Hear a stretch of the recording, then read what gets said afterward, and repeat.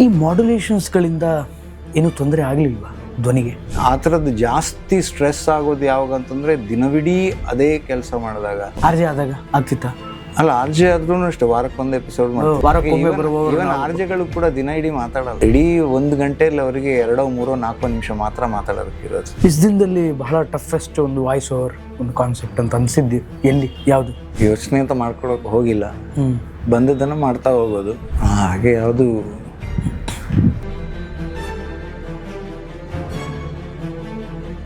ಅಂದರೆ ಅದನ್ನು ನೀವು ಡಬ್ ಮಾಡ್ತಾ ಇರ್ತೀರಿ ಅಥವಾ ಅದನ್ನು ಹೇಳ್ತಾ ಇರ್ತೀರಿ, ದಟ್ ರೆಸ್ಪೆಕ್ಟಿವ್ ಔಟ್ಪುಟ್ ಬಂದಿರಲ್ಲ, ಅದು ಅವಾಗ ಆಗ್ತಾ ಇರುತ್ತೆ. ನಾನು ಆ ಜಜ್ಮೆಂಟ್ ನಾನು ತಗೊಳ್ಳಲ್ಲ. ಅಲ್ಲ, ಅದು ಅವ್ರ ಇದು ಡಿಸಿಷನ್. ಅವ್ರಿಗೆ ಹೇಗೆ ಬೇಕೋ ಅದಕ್ಕೆ ಪಕ್ಕ ಹಾಗೆ ಅದರ ಔಟ್ಪುಟ್ಟನ್ನು ಕೊಡೋದಕ್ಕೆ ಪ್ರಯತ್ನ ಪಡೋದು ನನ್ನ ಜವಾಬ್ದಾರಿ. ಆ ಪ್ರಯತ್ನವನ್ನು ನಿರಂತರವಾಗಿ ಮಾಡ್ತಾ ಇರ್ತೀನಿ ಅಷ್ಟೇ.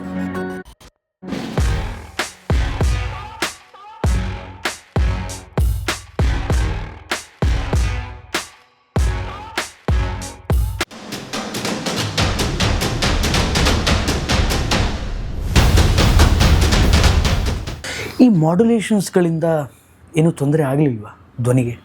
ಅಂದರೆ ಇದು ಬಹಳ ವೆರಿ ಲೆಂತಿ ಪ್ರೋಸೆಸ್, ಸುಮಾರು ವರ್ಷದಿಂದ ಮಾಡ್ಕೊಂಡು ಬರ್ತಾ ಇದ್ದೀರಿ.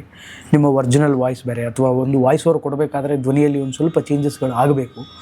ನೀವು ಆಗಲೇ ಹೇಳಿದ್ರಿ ಸ್ಟ್ರೆಸ್ ಮಾಡ್ತೀವಿ ಅದನ್ನು ಅಂತ. ಹಾಂ, ಅಂದರೆ ನಾವು ನಿರಂತರವಾಗಿ ಅದಕ್ಕೆ ಮೋಸ್ಟ್ಲಿ ಆ ಥರದ್ದು ಜಾಸ್ತಿ ಸ್ಟ್ರೆಸ್ ಆಗೋದು ಯಾವಾಗ ಅಂತಂದರೆ ದಿನವಿಡೀ ಅದೇ ಕೆಲಸ ಮಾಡಿದಾಗ.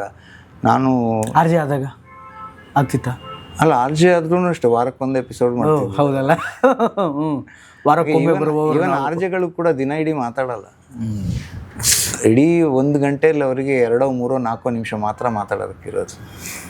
ನೀವು ಸರಿಯಾಗಿ ಒಬ್ಸರ್ವ್ ಮಾಡಿದ್ರೆ, ಯಾಕಂದರೆ ಜಾಸ್ತಿ ಮಾತಾಡೋಕ್ಕೆ ಬಿಡಲ್ಲ. ಯಾಕಂದರೆ ಅದರಲ್ಲಿ ಬೇರೆ ಎಲಿಮೆಂಟ್ಗಳು ಕೂಡ ಅಷ್ಟೇ ಮುಖ್ಯ ಆಗುತ್ತೆ. ಜನ ಯಾವುದಕ್ಕೆ ಕೂತು ಕೇಳ್ತಾರೆ ಅನ್ನೋದನ್ನು ಕೂಡ, ಅಂದರೆ ಹಾಡುಗಳಿಗೋಸ್ಕರ ಇರುತ್ತೆ. ಇದು ಅದಕ್ಕೆ ಆ್ಯಡ್ ಆನ್ ಆಗಬೇಕಾಗುತ್ತೆ. ಅದು ಡ್ರೈವ್ ಟೈಮ್ ಶೋ ಅಲ್ಲಿ ಅಥವಾ ಯಾವುದೋ ಪರ್ಟಿಕ್ಯುಲರ್ ಸೆಗ್ಮೆಂಟಲ್ಲಿ ಅವರೊಂದಿಷ್ಟು ಮಾತಾಡ್ಬೋದು ಅಷ್ಟೆ. ಬಟ್ ಅನಗತ್ಯವಾಗಿ ಸ್ಟ್ರೆಸ್ ಮಾಡದೆ ಎಲ್ಲಿ ಬೇಕೋ ಅಷ್ಟು ಮಾತ್ರ ಅದನ್ನು ಬಳಸ್ಕೊಳ್ಳೋದು, ಅದು ಒಂದು. ಮತ್ತು ನಾನು ಹೆಚ್ಚಾಗಿ ಲಾಂಗ್ ಫಾರ್ಮ್ಯಾಟ್ ರೆಕಾರ್ಡಿಂಗ್ಸು, ಪುಟಗಟ್ಟಲೆ ಗಂಟೆಗಟ್ಟಲೆ ರೆಕಾರ್ಡಿಂಗ್ಸ್ನು ತುಂಬ ಕಮ್ಮಿ ಅಂದರೆ ಆ್ಯಕ್ಸೆಪ್ಟ್ ಮಾಡಲ್ಲ. ನಾನು ಹೆಚ್ಚಾಗಿ ಈ ಥರ ಡಾಕ್ಯುಮೆಂಟ್ರೀಸ್ ಇರ್ಬೋದು, ಕಾರ್ಪೊರೇಟ್ ವಿಡಿಯೋಸ್ ಇರ್ಬೋದು, ಅಥವಾ ಆ್ಯಡ್ಸ್ ಇರ್ಬೋದು, ಮತ್ತು ಅಫ್ಕೋರ್ಸ್ ನನ್ನ ಪ್ರೀತಿಯ ಇದು ಪ್ರಾಸೆಸ್ ಅಂದರೆ ಇದರದ್ದು, ಅಂದರೆ ಚಾನಲ್ನ ಪ್ರೋಮೋಗಳಿರ್ಬೋದು, ಆ ಥರದ್ದು ಮಾಡ್ತಾ ಇರ್ತೀವಿ ಅಷ್ಟೇ. ಅಡ್ವರ್ಟೈಸ್ಮೆಂಟ್ ಅವ್ರು ಚೆನ್ನಾಗಿ ದುಡ್ಡು ಕೊಡ್ತಾರೆ ಸರ್ ವಾಯ್ಸ್ ಅವ್ರಿಗೆ? ಚೆನ್ನಾಗಿ ದುಡ್ಡು ಕೊಡಲ್ಲ ಅಂತ ಹೇಳಲ್ಲ, ಕೊಡ್ತಾರ ಅಂತಂದರೆ ಎಷ್ಟು ಅಂತ ಕೇಳಬೇಡಿ.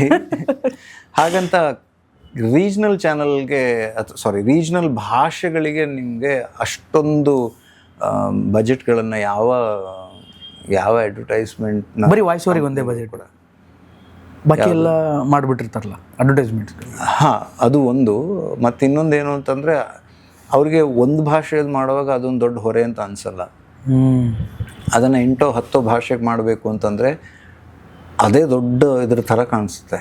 ಇದು ಯೂಶ್ವಲಿ ಒಬ್ಬ ವಾಯ್ಸ್ ಆರ್ಟಿಸ್ಟಿಗೆ ಇರುವಂಥದ್ದು ಚಾಲೆಂಜು. ಮತ್ತು almost 99.9% of the cases voice over ಅನ್ನೋದು ಲಾಸ್ಟಿನ ಪ್ರಾಸೆಸ್ಸು. ಅಷ್ಟೊತ್ತಿಗೆ ಅವರೆಲ್ಲದಕ್ಕೂ ಖರ್ಚು ಮಾಡಾಗಿರುತ್ತೆ, ಎಲ್ಲದೂ ಇದಾಗಿರುತ್ತೆ. ಅಯ್ಯೋ, ಇನ್ನು ಇದಕ್ಕೆ ಕೊಡಬೇಕಾ ಅನ್ನೋ ಥರದ ಫೀಲು ಕೂಡ ಅವ್ರ ಮೈಂಡಲ್ಲಿ ಬಂದಿರುತ್ತೆ. ರಾಗ ಹೇಳ್ತಿರ್ತಾರೆ ಅವಾಗ. ಅಂದರೆ ಅನಿವಾರ್ಯ. ಮತ್ತೊಂದು ಸ್ಟ್ಯಾಂಡರ್ಡ್ ಸೆಟ್ ಆಗಿಬಿಟ್ಟಿದೆ. ಒಂದು ರೀಜ್ನಲ್ ಭಾಷೆಗೆ ಇಷ್ಟು, ಈ ಭಾಷೆಗೆ ಇಷ್ಟು, ಆ ಭಾಷೆಗೆ ಇಷ್ಟು ಅಂತ ಒಂದು ಫಿಕ್ಸ್ ಆಗಿದೆ.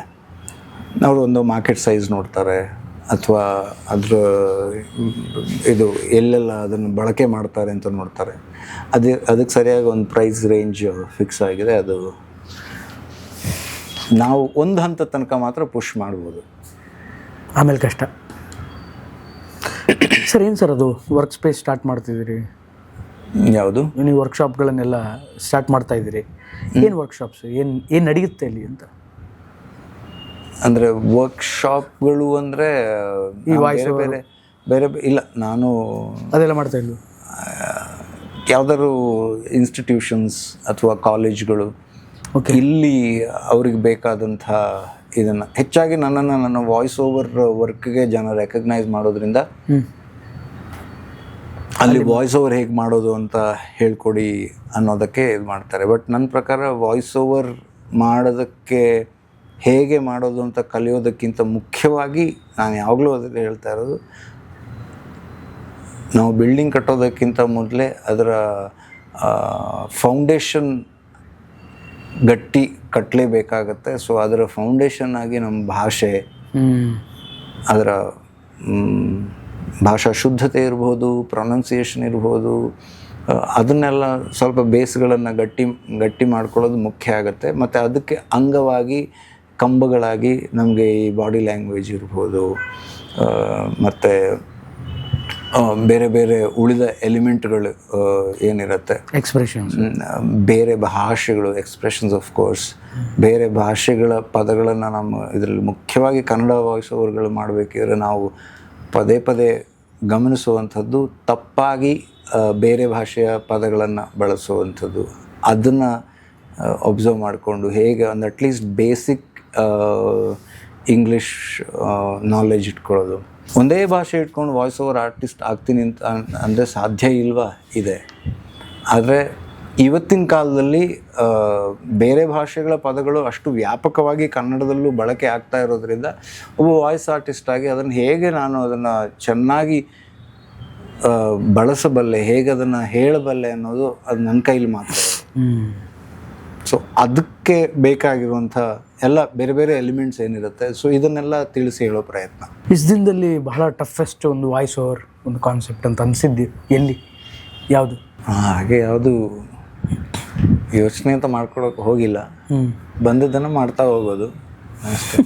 ಟಫೆಸ್ಟ್ ಅಂದರೆ ಯಾವ ರೀತಿಲಿ ಹೇಳ್ತಿದ್ರೆ ನಂಗೆ ಗೊತ್ತಾಗ್ತಿಲ್ಲ. ಅಂದರೆ ಅದನ್ನು ನೀವು ಡಬ್ ಮಾಡ್ತಾ ಇರ್ತೀರಿ ಅಥವಾ ಅದನ್ನು ಹೇಳ್ತಾ ಇರ್ತೀರಿ, ದಟ್ ರೆಸ್ಪೆಕ್ಟಿವ್ ಔಟ್ಪುಟ್ ಬಂದಿರಲ್ಲ, ಸರಿಯಾದ ಅದು ಅವಾಗ ಆಗ್ತಾ ಇರುತ್ತೆ. ಪ್ಲಸ್ ಅಲ್ಲ, ಅದನ್ನು ಕೇಳಿದ ಮೇಲೆ ನಿಮಗೆ ಅನಿಸುತ್ತೆ ಇನ್ನೂ ಚೆನ್ನಾಗಿ ಮಾಡ್ಬೋದು. ಹಾಂ, ಅದು ನಾನು ಆ ಜಜ್ಮೆಂಟ್ ನಾನು ತಗೊಳ್ಳಲ್ಲ. ನಾ ಕೊಟ್ಟ ಮೇಲೆ ಮುಗೀತು ಅಲ್ಲ, ಅದು ಅವರ ಇದು ಡಿಸಿಷನ್. ಓಕೆ, ಹಾಗೆ ಅವ್ರಿಗೆ ಹೇಗೆ ಬೇಕೋ ಅದಕ್ಕೆ ಅಂದರೆ ತಕ್ಕ ಹಾಗೆ ಅದರ ಔಟ್ಪುಟ್ಟನ್ನು ಕೊಡೋದಕ್ಕೆ ಪ್ರಯತ್ನ ಪಡೋದು ನನ್ನ ಜವಾಬ್ದಾರಿ. ಆ ಪ್ರಯತ್ನವನ್ನು ನಿರಂತರವಾಗಿ ಮಾಡ್ತಾ ಇರ್ತೀನಿ ಅಷ್ಟೆ. ರೀಸೆಂಟ್ಲಿ ಈಗ ಜನಗಳ ಮುಂದೆ ಅಧಿಕೃತವಾಗಿ ಕಾಣಿಸ್ಕೊಂಡು ಬಿಡೋಣ ಅಂಥೇಳಿ ಯೂಟ್ಯೂಬಲ್ಲಿ ಪಾಡ್ಕಾಸ್ಟನ್ನು ಪ್ರಾರಂಭ ಮಾಡಿದಿರಿ. ಅದರ ಉದ್ದೇಶ ಹೊಂದಿದೆ ಯಾಕೆ? ನಾನು ಯೂಟ್ಯೂಬ್ ಅಂದರೆ ಮೊದಲೇ ಇತ್ತು ಅಂತ ಹೇಳಿದ್ರಿ, ಗೆಜೆಟ್ಸ್ಗಳನ್ನೆಲ್ಲ ಮಾಡ್ತಿದ್ರಿ, ಬಟ್ ಈಗ ನಾನು ಪಾಡ್ಕಾಸ್ಟು ಕೂಡ ಮಾಡ್ತಾ ಇದ್ದೆ, ಆಡಿಯೋ ಫಾರ್ಮ್ಯಾಟಲ್ಲಿ ಮಾಡ್ತಾ ಇದ್ದೆ. ನನಗೆ ಅಂದರೆ ನನ್ನ ಬೇರೆ ಜವಾಬ್ದಾರಿಗಳ ಮಧ್ಯೆ ಅದ್ರ ಬಗ್ಗೆ ಫೋಕಸ್ ಮಾಡೋದಕ್ಕೆ ಆಗೋದಕ್ಕೆ ಅಂದರೆ ಒಂದು ನಿಮಗೆ ಗೊತ್ತು, ಒಂದು ವಿಡಿಯೋ ಪ್ರೊಡಕ್ಷನ್ ಪ್ರಾಸೆಸ್ ಹೇಗಿರುತ್ತೆ, ಅದು comparatively audio production process. Audio ನಾನು ಆಲ್ರೆಡಿ ರೆಗ್ಯುಲರ್ಲಿ ಮಾಡ್ತಾ ಇದ್ದರಿಂದ ನನಗೆ audio production was easy. Video ನನ್ನ ಪ್ರೊಡಕ್ಷನ್ ಹೌಸ್ ಇತ್ತು, ಆದ್ರೂ ಅದನ್ನೆಲ್ಲ ಬದಿಗಿಟ್ಟು ನಾನು ಬೇರೆ ಜವಾಬ್ದಾರಿ ಅಂತ ಫೋಕಸ್ ಮಾಡ್ತಾಯಿದ್ದೆ. ಬಟ್ ತುಂಬ ಜನರಿಂದ ಬಂದಂಥ ಅಂದರೆ ಫೀಡ್ಬ್ಯಾಕ್ ಇರ್ಬೋದು, ಅದಕ್ಕಿಂತ ಅಂದರೆ ಅಷ್ಟೇ ಮುಖ್ಯವಾಗಿ ನನ್ನ ಮನಸ್ಸಿನಲ್ಲೂ ಕೂಡ ಆವಾಗಲೇ ಅದನ್ನು ಮಾಡಬೇಕಿದ್ರೇ ವಿಡಿಯೋ ಒಂದು ಫಾರ್ಮ್ಯಾಟದು ಮಾಡಬೇಕು ಅನ್ನೋ ಯೋಚನೆ ಇದ್ದಿದ್ದಿರ್ಬೋದು. ಅದೆರಡರ ಬ್ಲೆಂಡಾಗಿ ಇದು ಪಾಡ್ಕಾಸ್ಟ್ ಈ ಒಂದು ಪ್ರಯತ್ನ. ಹೇಗೆ ನಡೀತಾ ಇದೆ? ಚೆನ್ನಾಗಿ ನಡೀತಾ ಇದೆ. ನೀವು ಹೇಳಬೇಕು ಹೇಗೆ ನಡೀತಾ ಇದೆ. ಇಟ್ಸ್ ಗೋಯಿಂಗ್ ಗುಡ್ ಸರ್, ಚೆನ್ನಾಗಿ ನಡೀತಾ ಇದೆ and all the best. Thank you. ಪ್ರಯತ್ನ ಅಷ್ಟೇ. ಈಗಿನ ವಾಯ್ಸ್ ಓವರ್ಗಳನ್ನು ಕೇಳಿದಾಗ, ಅಂದರೆ ಈಗಿನವರು ವಾಯ್ಸ್ ಓವರ್ ಮಾಡ್ತಾರೆ ಒಂದಿಷ್ಟು ಜನ, ಯುವ ಪೀಳಿಗೆಯ ವಾಯ್ಸ್ ಓವರ್ ಆರ್ಟಿಸ್ಟ್ಗಳಾಗಿರ್ಬೋದು, ಜರ್ನಲಿಸ್ಟ್ಗಳಾಗಿರ್ಬೋದು, ಈಗಿನ ವಾಯ್ಸ್ ಓವರು ಅವ್ರ ಕನ್ನಡ ಕೇಳಿದಾಗ ಏನು ಅನಿಸುತ್ತೆ? ಹೇಗೆ ಅನ್ನಿಸ್ಬೇಕು ಅದನ್ನೇ ಕೇಳಿ ಏನು ಅನಿಸುತ್ತೆ ಅಂತ. ಅಂದರೆ ತುಂಬ ಚೆನ್ನಾಗಿ ಕನ್ನಡ ಬರೋರು ಇದ್ದಾರೆ, ಇಲ್ಲ ಅಂತಿಲ್ಲ, ಕಮ್ಮಿ ಇದ್ದಾರೆ. ಅವಕಾಶ ಇಲ್ಲ ಕನ್ನಡ ಬರೋರಿಗೆ, ಚೆನ್ನಾಗಿ ಕನ್ನಡ ಬರೋರಿಗೆ ಅವಕಾಶ ಸಿಗ್ತಾ ಇಲ್ಲ. ಹಾಗೆ ಹೇಳಿಲ್ಲ ನಾನು. ಅಲ್ಲ, ಅದೊಂದಿದೆ ಅಂತ, ಅದನ್ನು ಬಿಟ್ರಿ ಅಂತ. No comments. ಹಂಗೆ ಹೇಳೋಕ್ಕಾಗಲ್ಲ. ಓಕೆ, ಅವಕಾಶ ಇಲ್ಲ ಅಂತ ಹೇಳೋ ಒಂದು ಕಂಪ್ಲೇಂಟ್ ಇದೆಯಲ್ಲ, ಅದು ಯಾರು ಮಾಡ್ತಾರೆ ಅಂತಂದರೆ ಅವಕಾಶವನ್ನು ಹುಡುಕೊಂಡು ಹೋಗೋದಕ್ಕೆ ಅಥವಾ ಕ್ರಿಯೇಟ್ ಮಾಡೋದಕ್ಕೆ ಗೊತ್ತಿಲ್ಲ ಇರೋರು. ಅವಕಾಶಗಳಿರ್ತವೆ, ಅದು ನಮ್ಮ ಬಾಯಿಗೆ ಬಂದು ಬೀಳಬೇಕು, ಲಾಡು ಬಂದು ಬಾಯಿಗೆ ಬಿಡು, ಲಾಡು ಬಂದು ಬಾಯಿಗೆ ಬಿಡಬೇಕು, ನಾವು ಹೋಗಿ ಅದನ್ನು ಹುಡುಕ್ಬೇಕಾ ಅನ್ನೋದು. ಕೆಲವೊಮ್ಮೆ ಅವಕಾಶಗಳನ್ನು ನಾವು ಕ್ರಿಯೇಟ್ ಮಾಡಬೇಕಾಗತ್ತೆ, ಕೆಲವೊಮ್ಮೆ ಅವಕಾಶಗಳು ಇದ್ದಲ್ಲಿಗೆ ಹೋಗಬೇಕಾಗತ್ತೆ, ಅಥವಾ ಆ ಅವಕಾಶಗಳ ಸುತ್ತ ನಾವು ಇನ್ನೊಂದು ಏನೋ ಒಂದು ಮಾಡ್ತಾ ಇರಬೇಕಿದ್ರೆ ಅದು ನಮ್ಮ ಮುಂದೆ ಬಂದು ನಿಂತ್ಕೊಳ್ಳೋ ಸಾಧ್ಯತೆಗಳಿರುತ್ತೆ. ನಾವೆಷ್ಟು ಅದಕ್ಕೆ ತಯಾರಾಗಿದ್ದೀವಿ ಅಂತ. ಇನ್ ದ ಮೀನ್ ಟೈಮ್ ಅವಕಾಶಗಳು ಅಂದರೆ ಏನು, ಅದೊಂದೇನ ಅವಕಾಶ ಲೈಫಲ್ಲಿ. ಸೊ ಇದು ಆ ಪ್ರಾಕ್ಟಿಕಲ್ ಇದನ್ನು ಕೂಡ ಇವನು ಇದರಲ್ಲಿ ಸೆಟ್ಲ್ ಆಗಿದ್ದಾನೆ, ಆರಾಮ್ಸೆ ಇದ್ದಾನೆ, ಅದಕ್ಕೋಸ್ಕರ ಈ ಥರ ಹೇಳ್ತಾ ಇದ್ದಾನ ಅಲ್ಲ. ನಾನು ಕೂಡ ಒಂದು ಕಾಲದಲ್ಲಿ ಅದೇ ಇದರಲ್ಲಿದ್ದೆ, ಬಟ್ ಈ ಯೋಚನೆ ಇಟ್ಕೊಂಡೇ ನಾನು ಬಂದವನಲ್ಲ. ಆಯಿತು, ಯಾಕಾಯಿತು? ಬಿಕಾಸ್ ನಾನು ಪ್ರತಿಫಲಾಪೇಕ್ಷೆ ಇಲ್ಲದೆ ಒಂದು ಸೈಡಲ್ಲಿ ಇದರ ಪ್ರಯತ್ನಗಳು ಮಾಡ್ತಾ ಹೋದೆ, ಇನ್ನೊಂದು ಸೈಡಲ್ಲಿ ಇನ್ನೊಂದೇನೋ ಪ್ರಯತ್ನ ಮಾಡ್ತಾ ಹೋದೆ. ಅಲ್ಲಿ ಆ್ಯಕ್ಟಿಂಗ್ ಇರ್ಬೋದು, ಆ್ಯಂಕರಿಂಗ್ ಇರ್ಬೋದು, ಅಥವಾ ರಿಪೋರ್ಟಿಂಗಿಂದ ಸ್ಟಾರ್ಟ್ ಮಾಡಿದ್ದು. ನಾನು ಜರ್ನಿ ಹೇಳಿದೆ. ಹೇಗೆ ನಾವು ನಮ್ಮ ಪ್ರಯತ್ನಗಳನ್ನು ನಿರಂತರವಾಗಿ ಮಾಡ್ತಾ ಹೋಗ್ತಾ ಇರ್ತೀವೋ, ಒಂದಲ್ಲ ಒಂದು ಕಡೆ ಅವಕಾಶಗಳು ಬಂದೇ ಬರುತ್ತೆ. ಅದು ದೊಡ್ಡದೋ ಚಿಕ್ಕದೋ ಅನ್ನೋದು ನಾವು ನೋಡೋ ದೃಷ್ಟಿಕೋನದ ಮೇಲೆ ಹೋಗುತ್ತೆ. ಆ ಪ್ರಯತ್ನ ನಿರಂತರವಾಗಿರಬೇಕು. ಒಂದು ಸಿಕ್ಕಿಲ್ಲ, ಮತ್ತೊಂದು ಸಿಕ್ಕಿಲ್ಲ ಅಂತ ಅಂದಾಗ ಅಲ್ಲಿಗೆ ಕೊರಕೊಂಡು ಅಲ್ಲಿಗೆ ಕಂಪ್ಲೇಂಟ್ ಮಾಡಿ ಕೂತ್ಕೊಂಡ್ರೆ ನಮ್ಗೆ ಇನ್ನೊಂದಕ್ಕೆ ಪ್ರಯತ್ನ ಮಾಡೋದಕ್ಕೆ ಎಂಥೂಸಿಯಾಸಮ್ ಇರಲ್ಲ.